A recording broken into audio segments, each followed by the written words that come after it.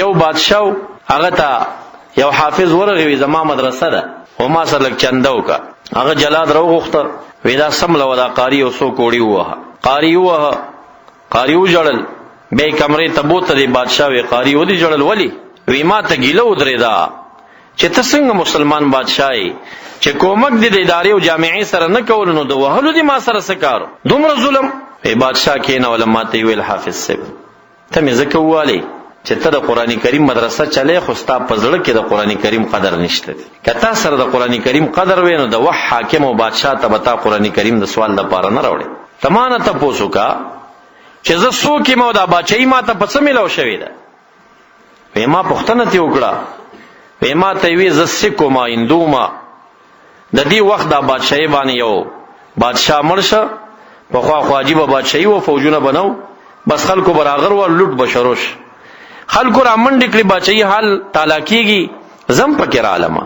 ما یې چې زم د بادشاه د کوره څه پټ کمه چې رالمه خلکو هر څه وړي و داسې یو کړکۍ و په هغې کې په رومالونو کې په عزت سره یو څیز ستا و. ما وی چې قیمتي هغه ملغلره لکه چې زما لاسته راله چې دا دومره په غلافونو کې توده دا مې راوچته کړه چې کور ته مې یوړه چې کلو مې کړه هغه قرآن عظیم الشان. دا هندوانو سکانو کې یو کار شته چې دی ګوره د خپل کتاب هم ډېر قدر کوي د پردي دین د کتاب هم ډېر احترام ساتي. هندوان دومره احترام کوي. یو حاجي صاحب د یو هندو سره ملګرتیا وه په افغانستان جلال آباد کې د دوی درمسالو. وی زما د ډېر عمر نه ملګرتیا وه. ما ورته ما به ځان سره بوځي یو ځل درمسال ته. هندو هر څه کوي خو څوک درمسال ته نه بوځي. انډیوالي در سره بار و بار کوي. وی مجبور مې که بیا یې بوتلمه. وی چې درمسال ته ورلم داسې یو غټ کتاب پروت و داسې کافي غټ وی او یو ملا صاحب د دې ورته ناست او دلته ورته یو سړی ولاړ دی هغه ورته داسې ببوزې وهي. دی خپل مصروفیات وکړل بیا روت.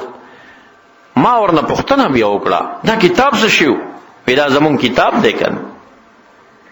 دا ملا څوک و؟ وی دا خو مونږه 24 غنټو دپاره 3 علما په تنخوا نیولي دي.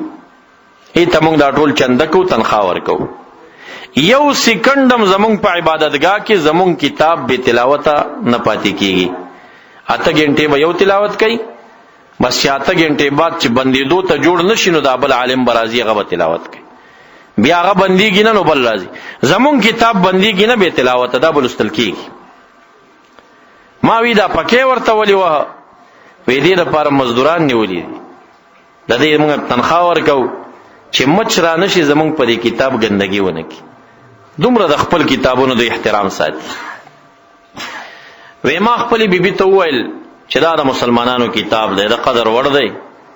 دا ځان سره که چې زه ولامبم ما غسل وکړه نیمه شپه مې په دې سر کېښوده او نیمه شپه بعد مې بیبي راویښه کړه هغې غسل وکړه او تر سهاره پورې هغې په سر کېښوده او بیا مې دا کتاب راوړو. هلته چې ګورم سپین ږیرې راجمع دي باچا ټاکي لانجه او اختلاف جوړ دی. ما ورته وی دا یو سرمایه مې بیګا وړې وه او د دې په سمبالښت زه نه پوهېږم دا قرآن کریم مو در واخلی. بیګا مو ټوله شپه خوب نه دی کړی. وی دې سپین ږیرو وویل چې مونږ خو په بادشاه کې لانجه ده سره نه برابرېږي. ته څه کې یاره که ته کلمه وایې خو بادشاه تا ټاکو. وی په هغه دم مې کلمه وویل الله تعالی رانه بادشاه جوړ کړ.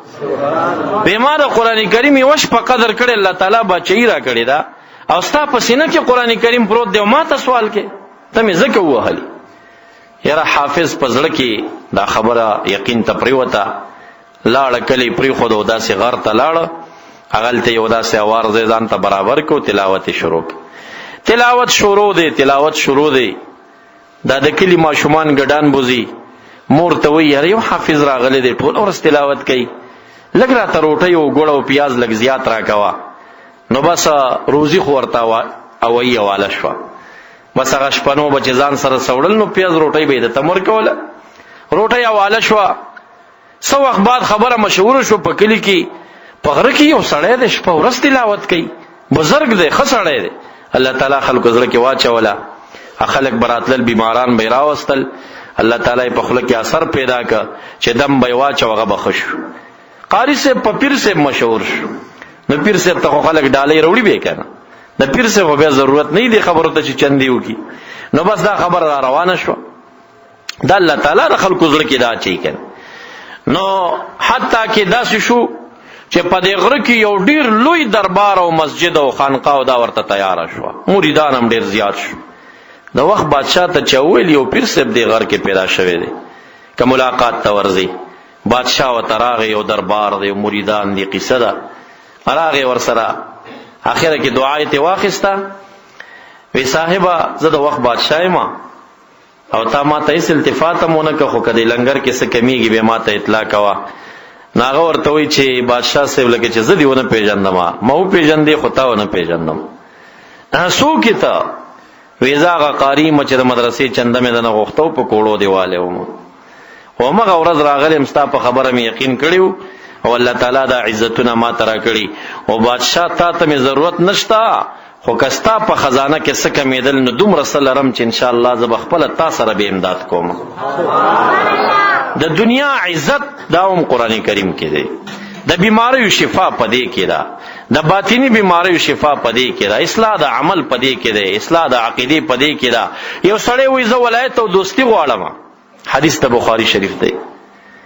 نبی علیہ السلام فرمایي الله تعالی ته د نزدېکت او د ولایت ډېرې لارې دي، خو کم یو شی چې خرج منه چې راوته د الله تعالی نه دی، ټول علما متفق دي مراد ته قرآن عظیم الشان. وی کم یو شی چې راغلی د الله تعالی نه دی، هغه چې د الله تعالی د دوستۍ د پاره نږدې ترینه لاره ده، د دې نه بله نږدې ترینه لار نشته دی بله. ګورې د قرآن کریم سره تعلق حبل الله ممدود د دې دپاره راغځولې رسۍ ده. که داسې دې ټینګه کړه بس د الله دوستي هم په دغې کې ده، هغه مقامات هم په دغې کې دي، ولایتونه هم په دغې کې دي. د صحابه کرامو وظایف څه شي وو؟ دا یې وظایف وو چې هغې به تمام قرآن کریم و منزله که. تاسو دا قرآن کریم ګورئ که نه، منزل یې ورته لیکلي و منزله. دا منزل ورته ولې وایي؟ ځکه قرآن کریم چې سړی لولي په شان ته د راحل مرتحل به جوړېږي. مبارک فرمایي راحل مرتحل څنګه؟ سړی چې سفر کوي که نه، نو بیا په لاره کې چې د دمې ځای راشي نو سړی خو عمرې پکې اړی نه که نه، خو چې څنګه واړی نو سوچ ورسره چې اوس به د دې ځای نه څنګه روانېږم، د اسباب د سفر به مې څنګه جوړېږي. نو دا شان قرآن کریم چې د یو ځل والناس ته ورساو نو بیا به نوره شاکې نه ورته، بلکې دې دپاره به واپس د سر نه فاتحه شریف ولولي، بیا به لږ صورت نور هم ولولي، لکه دا حافظانو عادت دی. دا دې دپاره چې واپس الله تعالی د سر نه په تا باندې دا قرآن کریم سر ته ورسوي. نو د دې مثال د سفر دی د قرآن کریم د تلاوت. نو په سفر کې خو سړی دې رګا لټوي که نه، چېرې دې ځای کې به منځ کوم او دې ځای کې به شپه کومه. نو قرآن کریم کې دا منزلونه زید نزول، منزل څه معنی؟ زید نزول. دا د دمې ځایونه دي د سفر، ځا ستړی کېږي په دې ځای دمه وکړه. نو صحابه کرامو معمول دا و، د هغې وظایف څه شی وو؟ هغې د مبارک نه څه اجازې اخیستې وې؟ دغه اجازې اخیستې وې چې هغې به 20 سپارې، شپږ نیمې سپارې، شپږ سپارې تلاوت د ورځې کولو شپه ورځ. دا د مقاماتو د حصول دپاره د هغې ذریعه وه، او بیا یې تر مرګه نه دي پرېښي. داسې ضعیفان شوي دي چې خلکو د لاس نه نیولي مسجد ته یې بولي، خو هغه خپله وظیفه یې پوره کړې ده، هغې نه ده پرېښي. یو صحابي مبارک به روزانه قرآن کریم خلاصولو، او د شپې به ټوله شپه په ولاړه په تهجد ولاړو، په مانځه کې به یې خلاصولو. نو والد ګرامی ورته بیبي وکړه عمرو ابن عاص رضی الله عنه، د زوی دی عبدالله بن عمرو ابن عاص. نو ډېرې شپې تېرې شوې او دې بیبي ته کمرې ته ورغلی دي، خو به شپه یې کړې ده او د شپې په مانځه ودرېدلې دي، بیبي غریبه کټ کې پرته ده. نو داسې بیبي داسې شپو ته جوړه شوه چې د کور په خدمت لګیا شو. نو یې زما د اسخر دا عمرو ابن عاص رضی الله عنه اوبه په کار وي، نو ما ورته اوبه واچولې. نو ما نه د خپل اسخر پوښتنه وکړه چې زما بچی عبدالله صاحب څنګه سلوک در سره کوي، اخلاق یې څنګه دي؟ نو یې ما ورته وویل چې بهترین انسان دی، د ورځې روژه او د شپې په تهجد ولاړي، خو زمونږ خو یې لا اوسه پورې لمن او پرده نه ده اوچته کړې. حیران شو، اوسه پورې دومره شپې تېرې شوې. وی بالکل نږدې هم نه دی راغلی راته. راوی غوښته خبرې ورته وکړې، بیبي در باندې حق لري، شیخي کوه خو شریعت موافقه، دا ته څه کې؟ خو د هغه خبرو باندې بیا هم عمل ونه که. څه شپې تېرې شوې، بیبي نه یې تپوس وکړه، بیا همغه حال. راغی رسول الله مبارک ته شکایت وکړ دا زما زوی عبد الله صاحب راوغواړي بیبي مې ورته کړې ده او هغه د شپې په تهجد ولاړی. رسول الله مبارک راوغوښته وی ما تستانه چا حکایت کړی دی ته ټوله شپه په مانځه ولاړی او د ورځې روژه وی یا رسول الله علیه السلام چې چا درته ویلي رښتیا یې ویلي دي. وی داسې به نه کې نور زه په تاسو کې د الله نه ډېر یریدونکی یم زه تاسو کې الله تعالی نه ډېر عارف زه یم الله تعالی باندې خو په صفات وي او زه وده کېږم زه منظم کوم زه بیبیانو ته نږدې کتم کوم زه روټۍ م خورم زه روژه م نیسم ته به څلوېښتو ورځو کې یو ختم کې. یا رسول الله علیه السلام زما شوق ډېر دی وس مې م ډېر دی وی یو میاشت کې به یو ختم کې. وی یا رسول الله علیه السلام ډېر شوق مې دی وی 15 ورځو کې به ختم کې. وی یا رسول الله علیه السلام لږ نور اجازت رات وی په 2 ورځو کې به ختم کې. یو روایت کې 15 راځي خو یو کې 2 راځي.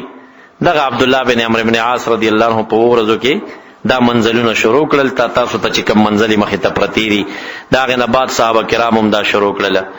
نو معززو مقصد می دا دی چې د الله تعالی د دوستۍ لارم دغه ده. زمونږ شیخان پاغه وظایف چې مشایخ ورکړي پاغي کې ډیر مصروفیات کوي خو د قران کریم تلاوت نه په ځای باندې پاتې. دا د الله تعالی د دوستۍ بهترینه لار ده چې باید تلاوت ور سره خامخا وشي چې چر سمروي سناسه تلاوت د قران عظیم شان وشي. او تاسو عوام کنور نشي کولای قل هو شریفه د لسی فارو اجر لري 3 ځل قل هو شریف سحر وای د یو قران کریم اجر بل الله تعالی تاسو ته درکې ور باندې. د حدیث مبارک مضمون دی او دومره وفادار دی چې کله قبر کې خودلش د چا سینه کې چې قران کریم وي دا حافظ موتا ته څومره عام سړی ښکاری لیکن د الله تعالی پیغمبران په قبر کې نه خرابېږي شهیدان په قبر کې نه خرابېږي صدیقین اولیاء په قبر کې نه خرابېږي او د قران عظیم شان حافظان هم په قبر کې نه خرابېږي. چې کله حافظ په ځمکه کې دفن شي رب کریم دې ځمکې ته وایي ای زما ځمکې هغه څوک د خېټې ته درغی چې زما کلام سینه کې دی ضایع نه کې دا ځمکه ورته لسان الحال سره ګویا نشي الله زما وس نه کېږي په هغه چا باندې چې ستا کلام سینه کې دی او زه ضایع کړم. نو څومره وفاداری د قاری سره وکړه. قاری وفا قرآن سره نه کوي دا خو صوفیان دی ګوري دا خو پاک خلق دی خدا عام قاریان درته یادوما احترام د قران کریم کمزوریانه تنه کیږي آداب او احتراماتو کې ډیر قصور تنه کیږي خو لیکن قران کریم دومره وفادار دی چې په قبر کې بیا دا د وجنه د هغه وجود خوري او چنجي نشي خوړی. بیا په ورځ د قیامت کې بمو تاسو سره د ځان څومره غم وي او حافظ د قران کریم چې عملي پکړی وي لس کسان بنور ځان سره جنت ته بوزي. خدا عام چې موت اسی تلاوت کړی وي د دې کمال به څه شي دی یا متهجد کی کړی وي یا د رمضان په ختمونو کې لستلې وي. نو یو روزه او یو قران کریم سخت ټیم کم یو دی د قیامت په ورځ سو سخت زین دی ښا یو چې کله د قبر نه راپاسو موتا او د ورځ د قیامت आवाज وورو چې قیامت برپاش دا ډیر سخت غم دی. دا دومره سخت غم دی چې دا ځوان الکان چې تازه ګیره راغلی دا چې دا په قبر کې څنګه مړ شي کنه او وفات شي دفن شي په قبر کې دفن شي او دا خو ځوان مړی کنه چې څنګه دا आवाज ووري چې قیامت شه دا دومره غمناک आवाज دی چې دی یو سکند باندې د سر او د ګیری وختان مکمل تک سپین شي دا د چا تور نه پاتې کیږي. ولو بالفرض والتقدير کداغه وخت کې د حاملې په خېټه باندې حمل وي د دومره غم دی چې هغه حمل به وغورځي. یو غم ورځ دغه ده دلته بیا غم دا دی چې د شان اور در پسې کیږي د شام او د سعودي درمیان دا سرحد چې دی دلته محشرګاه جوړیږي د دې ځینه د شام پورې دا منډه او دا مزل را په غاړه دی موتات چارځي کې دفن هغه ځای پورې به په منډه باندې ځي دیږي کې یو شی کمال دی کچا د الله د رضا لپاره قرباني کړی وي نو قرباني ډېر وفادار د قبر غاړې تر رسیږي نو به دې پشا باندې سور کې د تویرا سور شه په ما باندې بیا ځه خو دیږي کې شفاعتونه کار نه کوي دې کې دا کار دی کمور دی وا او هغه پردې حق خوړلې یو ولې ځمکه د چانه پلار دیو او دا بیلچه په لاس کې و پردی پوله داسې والی و یو ولې زې پردی والی و نو چې د قبر نه را پاسېده د یو ولې ځمکه د وزمکو پوري دا ټوله به راایستلی کېږي او دا به د پوګو باندې انبار وي او بیا به اور ورپسې او فرشتې به گزارونه پې کوي د حشر میدان ته دا ځان رسوا. نو سوچ کوه چې یو ولې ځمکه تر وزمکو دا خاوره راواخلې دا پې واچې او دا مزل کې په کومه باندې وځي. ته به ګوري پلار به دې جاړي مور به دې جاړي که تا قرباني کړي او ته په براق باندې دلته سور شوي دلته شفاعت کار نه کوي. ورې شهید دا یو شفاعت کوي خو دلته نه ګوري اسنه چې اوس اویا نور سواره کی ځان سره یوم نشي سورولې په دې ځکه قاری د لسو شفاعت کوي خو دلته نه دې ځکه ولا تزر وازره وزر اخرى یو بارون کې د بل بار نشي وړي هغه دا ځای دی چې دلته شفاعت بالکل یې کار نه کوي. دای چا شفاعت هم دلته کار نه کوي بس ځانځانی دا کپرده حق دی پغاړو هغه به په وګو باندې وي کمالونه او زکات دی نو ور کړي هغه به در باندې دا وخان او دا غویان او دا ګډان به په وګو تسواروي خدا براکا کی ځان پس پردي حق کې ډېر احتیاط وکړي دي نه ځان وساتي.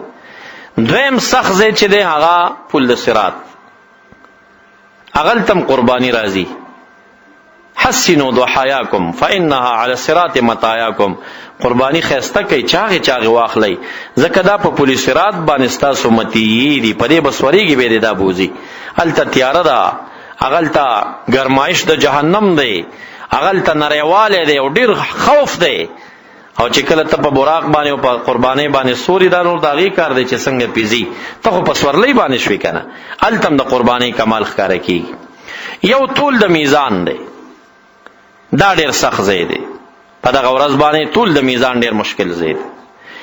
یو چې سخت ځای دی د سختونه سخت د الله تعالی د پاره چې دا پیشي څنګه کیږي دغه ځای دی. نو د الله تعالی د پیشي په ټیم کې چې خاص کرستا پیشي ځان ته پیشي دی راشي نمبر دی ورسیږي. نو په دغه وخت کې د یو اړخ نه رمضان راشي روزه د بل اړخ نه قرآن کریم راشي چې کله الله تعالی دنه تپوس کوي چې مال می درکړیو دا دې څنګه ګټلیو په حلاله که په حرامه نو دا روزه ورته وړاندې شي یا رب زما خاطر کوي معافي کوي د ورځې به زما د وجه نه روټۍ نه خوړه خوراک به نه کولو مال چې هر څنګه ګټلې دی خدا فزان حرام کړیو زما د وجه نه هغه چې دی خوا کی بیا ته تپوس کوي د مال څنګه خرچه کړیو قرآن کریم مخې ته راشي یا الله زما خاطر کوي معافي کوي د شپې به ولاړو تلاوت به کول تر هغه پورې حدیث مبارک کې راځي چې په الله تعالی معاف کړي نه وي نه رمضان شاته کیږي او نه قرآن کریم نو څومره وفادار دی په هغه ورځ دې بیا دغه قرآن کریم پکاريږي په دغه ځکه خو بیا تا ته شهید نه را رسی کنه چې ستا معاف کیو تا خلاص او وی چې الله بس دا خو لایق د جهنم دی خو ماته پرې ده نه دې کې شهید قاری شفاعت کوونکی دغه ځای نه دی داوي په دې کې شفاعت د قرآن عظیم شان دی به دا راځي او د الله تعالی نه بل اخلاصي. نو معززو بهترین کلام خپل بچو تعلق ور سره جوړ کړي خپل تعلق ور سره جوړ کړي چا ناظر نه دی ویلي یمن مقتدیانو کې اوس پینګریو ما ته براغه ډیر ارمان مې دی او ناظره مې نه دی ویلي کم از کم د 90 95 سال عمر دی یاره یو 15 شپږ کال وړاندې ما ورته ویل اوس یې ویلې شي خو همت وکا د مدرسې حافظ سبق کې ناستو ناظره قرآن کریم اخلاص چې خلاص یې کما ته ما خو قرآن کریم خلاص کا ما اوس پکې لګ حفظ وکا په 95 سال عمر کې 2 سفارو حافظ دی سبحان الله یاره زبر ناس ته مولند دی روزانه لګیایي او دا تلاوت کې دومره بهترین تلاوت کوي دا حافظ دا 2 سفارو سپینګره یعنی 2 کسانی د لاس نه نسی جمعه ته بوزي راولي خو د 2 سفارو حافظ دی. معززو لټی مکوي چې هر عمر کې وای قرآن کریم دسیو کتاب دی دا زړه تخپل زی کدا رحمت ته رحمت او رحمت مثال د اوبو دی دا اوبو صرف دا غواړي چې ځان جګ مې حساب او جګ زیته چې خېجه کنه بنیاد دی وباسي وبا او چې لکه دا ځان ټیټ کو عاجزي دی وکړه وبو به نو پر رسیدګۍ کې ټیټ زیته خواري نه غواړي هغه خپل منډه کوي بیا قرآن کریم رحمت دی دا خپل زړونه ورته تش جامونه کوي او دا وګي ورته ټیټي کوي او که بیا هم د چا ناظره نه یاد هسې قرآن کریم را واخلی ښکلې کوي تندی پې کېدی او یا الله څومره بهترین قانون دی را کړی دی څومره بهترین کلام دی را کړی دی یا الله زه ناشکره یم زه عاجز یم زه ګناهګار یم ستا د کلام قدر ما نه دی کړی یا الله ستا امانت دی ما ته قبول دی او زمانہ د دغه ادب او احترام قبول کا اسی احترام کوي جمعه ترازی ګردونه تنه سنډي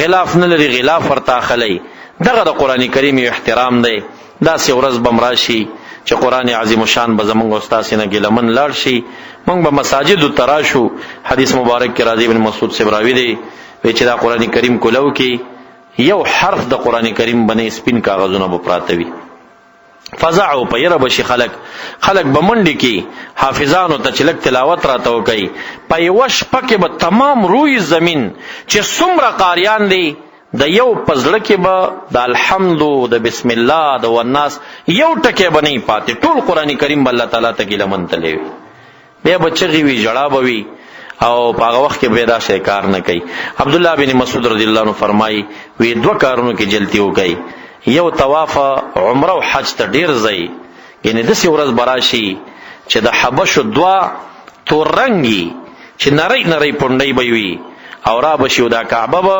کانه ورانی ولندې به غورځي بیا به کعبه نه نو طواف به چانه کوي د سی وخت هم روان دي چې دا کعبه ورانیږي او دا به یو دوه د حبشو بدبخت اشقیا هغه به ورانی وی مخکې دا غینه چې کعبه ورانیږي طوافونه وکړي نه او دویم دا چې د قران کریم تلاوت وکړي یعنی د سی ورځ براشي چې بیا به قران کریم ګوري تش کاغذ به یو حرف د قران کریم بنوي بیا به ارمان درزینو تلاوت به پس شي کی کوي چې کله حضرت داوود علیه السلام تلاوت د زبور شریف کوي دیم مامور نو دوی به ور سره ذکر کو د تسبیح د ویلو سره به کانو بوټو تسبیح ویلا مجلس کې بداسي او اثر تاریشه چې د هوا به څومره مرغانو د داوود علیه السلام د دې مزیدار او خسته आवाज په وجه هغه به په مستی کې راغله یو رڼا او نور دا انسان په وجد او مستی کې راولي یو خسته आवाज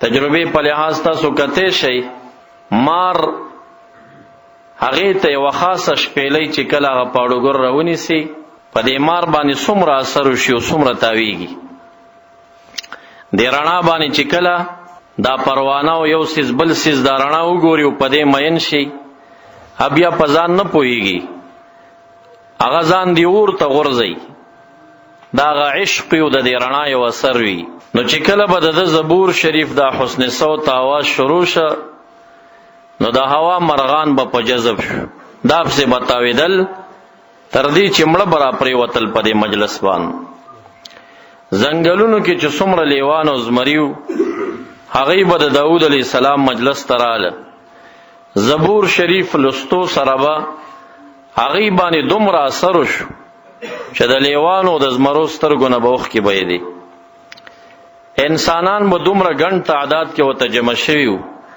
د نیمه دنیا بادشاہو نیمه دنیا باندې تسلط د سليمان علی السلام پلارو سليمان علی السلام د ټولي دنیا بادشاہي کړي داوود علی السلام د نیمه دنیا بادشاہي کړي دومره خلق به ورته راغلیو چې دا مجلس کې به څومره خلکو هغه باندې بچا جړل څوک به غرزیدل پاسیدل دا سه حال به په باندې راغی امام غزالی رحمه الله احیاء علوم الدین کې ذکر کوي ربما تحمل من مجلس 400 جنازه دا سه به مشل چې د داوود علی السلام د زبور شریف د تلاوت په وجا د یو مجلس نه بسلور سو د جذبیانو جنازې پورته شي اوس خو د یو صوفي او د ذاکر په مجلس کې معمولی چغه چانه وتلی نه وي منکرین د اولیاء او دغه حال کله وې د کې شیطان د نشوي دی معاذ الله کله سن نسبت کوي خود داوود علیہ السلام یو مجلس نه بسلور سو جنازې پورته شي دا سه حال به پر مجلس راغی چې په جذب کې د چانه روح زینو سوچ کاوه چې د بسمره لتی والی وي سمره به پاسېدلې سمره به کېناستلې په د بس حال تواری شوی چې د روح زی ورکی. باقی دا 2 کتابونه ابن کثیر رحم الله ذکر کوي په البدایه کې ان الانهار لتقف لسماع صوته. په دې لختو کې بچو روانې وي د داوود علی السلام د زبور شریف دا ثنا وي چورې دا په دې لختو کې بداو بشتاب شوي دا بنتلی غیبم دا تلاوت خوند اخست. او هر چې تورات شریف انجیل شریفو اغا احکامات او عقاید باندې مشتملو خداغي د لفظي حفاظت وعده رب کریم نو کړی. د اسمان نه حق کتابونه په حق عقیده نازل شو تر سوچ عیسی علی السلام یا د تورات د نزول په وخت موسی علی السلام حیاتو صحیح عقیده دا غینه بیان ده. کله چې هغه مبارکان لاړه د هغه صحابه پاتې شو او مغه صحیح عقیده به د تورات نه یا د انجیل نه خلکو ته بیان ده. خو چې کله عیسی علی السلام موسی علی السلام هم دنیا نه لاړ د هغه صحابه هم لاړل نو مولیانو ته دا کتابونه په لاس باندې ورل. مولیان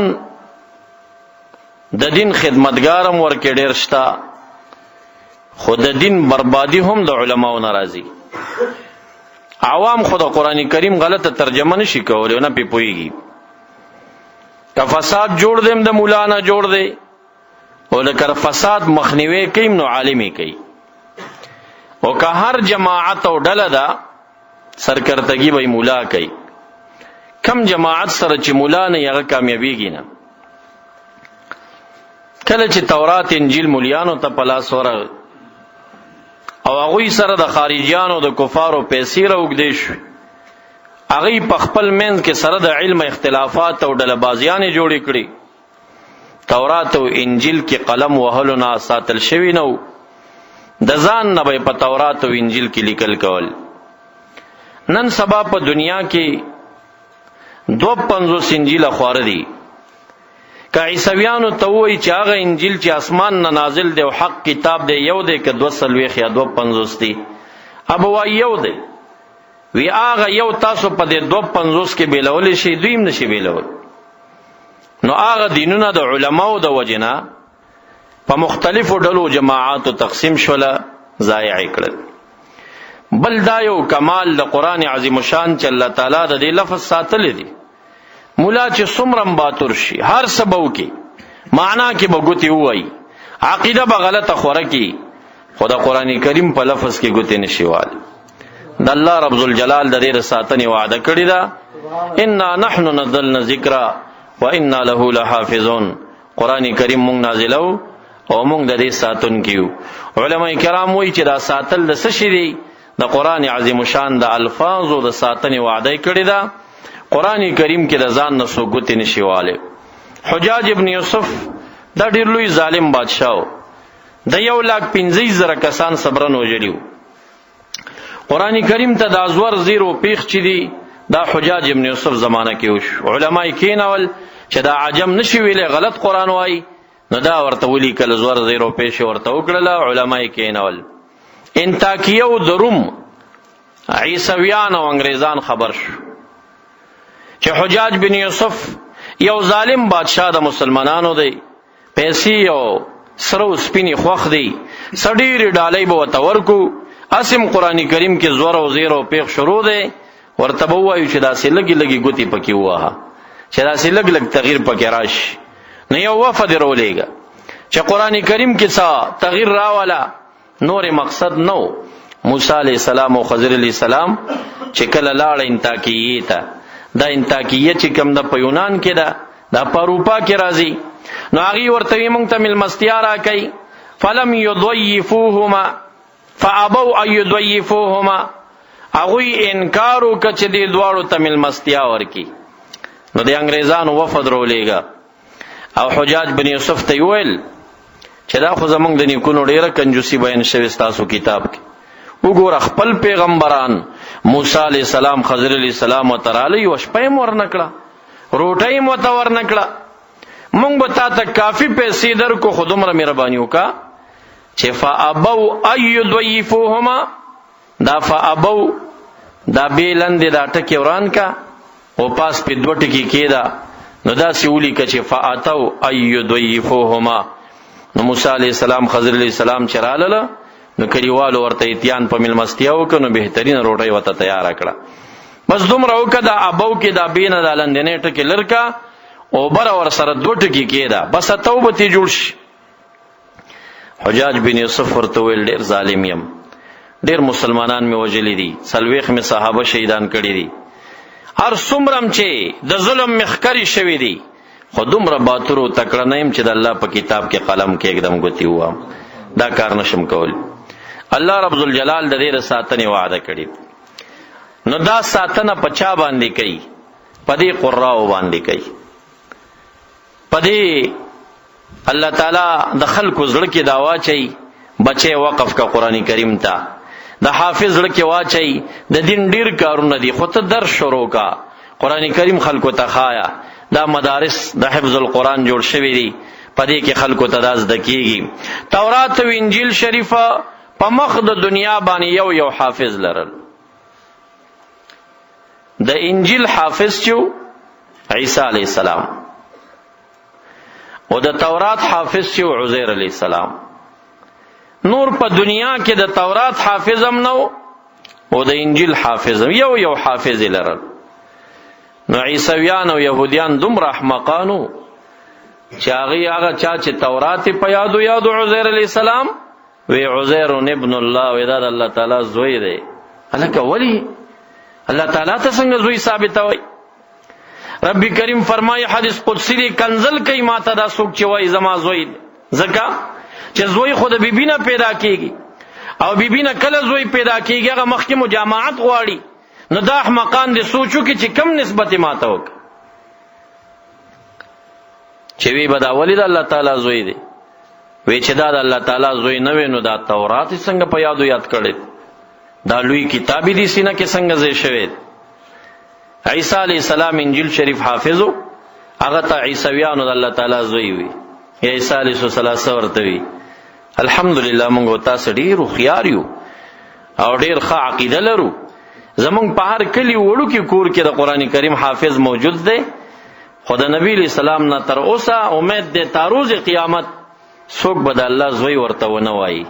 یو قاری ته قران کریم ګوري دا یو اعجاز دی چې دا د وړو کې ماشوم په سینه کې جمع کیږي. اسلامی تاریخ کې داسې خلک هم شته چې هغه په وکلنۍ کې د قران کریم حافظان جوړ شوي دي.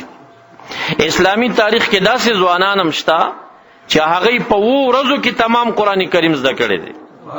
دا عقل نه مني، عقل او د عادت خلاف خبره ده.